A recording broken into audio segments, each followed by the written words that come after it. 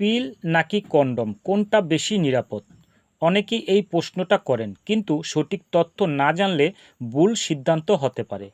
আজকে সহজভাবে জানব কোনটা ব্যবহার করা ভালো। প্রথমেই কথা বলি কন্ডম সম্পর্কে।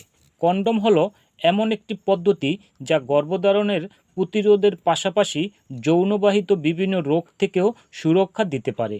এটি সহজে ব্যবহার করা যায়, ডাক্তারের প্রেসক্রিপশন লাগে না, পার্শ্ব প্রতিক্রিয়া খুবই কম। এবার কথা বলি পিল সম্পর্কে। ওরাল কন্ট্রাসেপটিভ পিল হলো হরমোন ভিত্তিক একটি পদ্ধতি যা নিয়মিত খেলে গর্ভধারণ প্রতিরোধে খুবই কার্যকর।